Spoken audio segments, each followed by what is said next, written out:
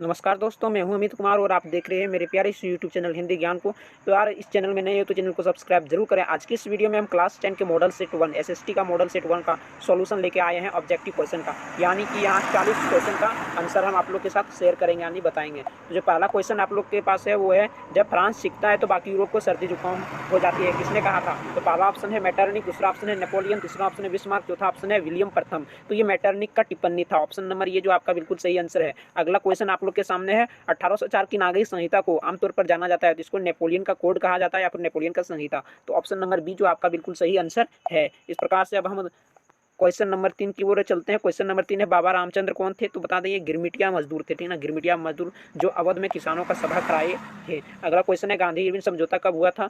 तो ये 5 अप्रैल 1931 को हुआ था। और यहाँ ऑप्शन नंबर सी को ध्यान से देखिए, ये देखिए कितना बड़ा प्रिंट मिस्टेक हुआ है, यहाँ 35 अप्रैल दे दिया, यानी कि जो छाप रहा था उसका महीना में कितना दिन होता है वो भी पता नहीं है।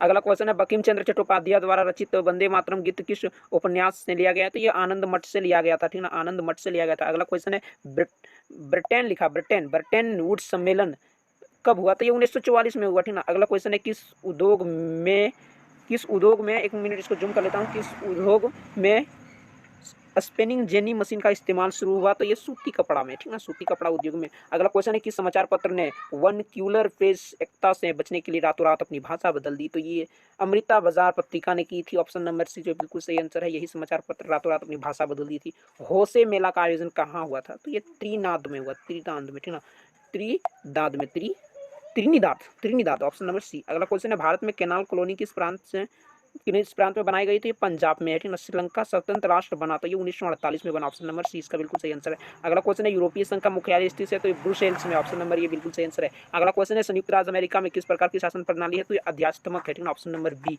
अगला क्वेश्चन है, पंचायती राज को शक्तिशाली और प्रभावी बनाने के लिए संविधान में 73वां संशोधन कब किया गया? तो ये 1992 में किया गया। ऑप्शन नंबर सी जो बिल्कुल सही आंसर है। अगला जो क्वेश्चन है आप लोग के सामने वो है, सामाजिक भेदभाव किसने उत्पन्न किस किसने कारण उत्पन्न होता है? सामाजिक भेदभाव किसके कारण उत्पन्न होना चाहिए? प्रिंट मिस्टेक है। तो ये जाति के कारण भी होती है, धर्म के कारण भी होती है, भाषा के कारण भी होती है, यानी कि ऑप्शन नंबर डी इसका बिल्कुल सही आंसर है। अगला है, राजनीतिक दलों के विषय में निम्नलिखित में से कौन सा कथन सही नहीं है?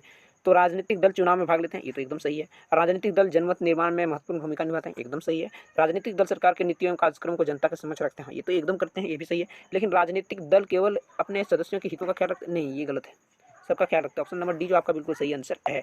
अगला क्वेश्चन है, फेडेकोर का संबंध है? तो ये पानी के निजीकरण के विरुद्ध आंदोलन। ऑप्शन नंबर सी जो आपका बिल्कुल सही आंसर है। अगला क्वेश्चन है, स्माइल इज ब्यूटीफुल किसकी रचना है? तो ये सुमशेर की रचना है। अगला क्वेश्चन है, प्रोजेक्ट टाइगर कब आरंभ की गई? तो 1973 में आरंभ की गई। ऑप्शन नंबर डी जो बिल्कुल सही आंसर है।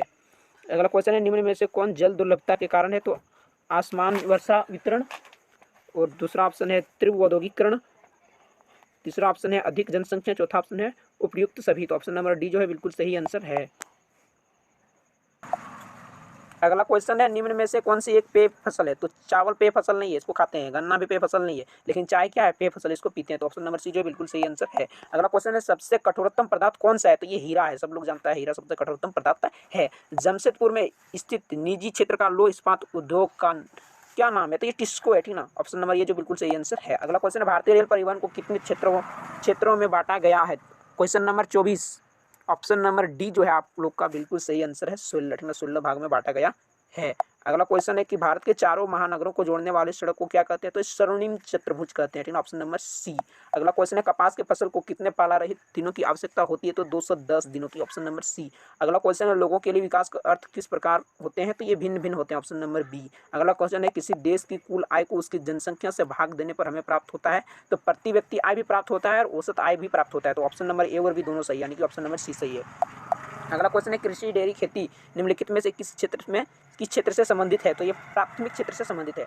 अगला क्वेश्चन है, द्वितीय क्षेत्र को डैश क्षेत्र के नाम से भी जाना जाता है? तो सेवा क्षेत्र, ऑप्शन नंबर बी जो है बिल्कुल सही आंसर है। अगला क्वेश्चन है, बैंक जमा राशि के बड़े भाग का उपयोग किस लिए करते हैं? तो ये ऋण देने के लिए करते हैं, ऑप्शन नंबर ए। अगला क्वेश्चन है, विनिमय का माध्यम किसे कहा जाता है?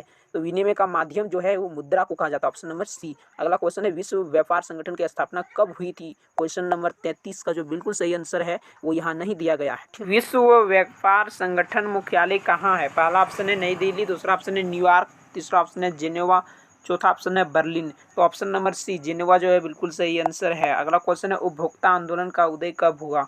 उपभोक्ता आंदोलन का उदय 1960 ईस्वी में हुआ था। अगला क्वेश्चन है उपभोक्ता संरक्षण अधिनियम कॉपरा कब पारित हुई? तो 24 दिसंबर 1986 यानी ऑप्शन नंबर बी जो है बिल्कुल सही आंसर है। और उपभोक्ता दिवस भी 24 दिसंबर को मनाया जाता है। अगला क्वेश्चन है भारत में महिलाओं के लिए किसमें सीटें आरक्षित की गई थी? तो लोकसभा, राज्यसभा, विधानसभा, पंचायत। तो यहाँ कुछ ऑप्शन नंबर डी जो है बिल्कुल सही लगता है, पंचायत में। अगला क्वेश्चन है वो व्यक्ति जो पुरुष और महिलाओं के लिए समान अधिकार और अवसर में विश्वास करता है कहलाता है। तो क्या कहलाता है? जो समान अधिकार और अवसर में विश्वास करता है। तो क्वेश्चन नंबर 38 का जो ऑप्शन यहाँ नहीं दिया गया है, कोई भी ऑप्शन यहाँ नहीं दिया गया है। अगला क्वेश्चन है भारतीय जनता पार्टी का मुख्य प्रेरक सिद्धांत क्या था? तो समग्र जो है मानवतावाद, ऑप्शन नंबर सी, 39 का ऑप्शन नंबर सी। अगला क्वेश्चन है लोगों का एक संगठित समूह जिसका उद्देश्य चुनाव लड़ना और सत्ता की प्राप्ति करना होता है कहलाता है। तो राजनीतिक दल कहलाता है। ऑप्शन नंबर डी जो है बिल्कुल सही आंसर है। इस प्रकार से हमने ऑब्जेक्टिव के जितने भी क्वेश्चन आंसर थे सब कर लिए। तो मिलते हैं अगली वीडियो में, तब तक के लिए जय हिंद, जय भारत, धन्यवाद।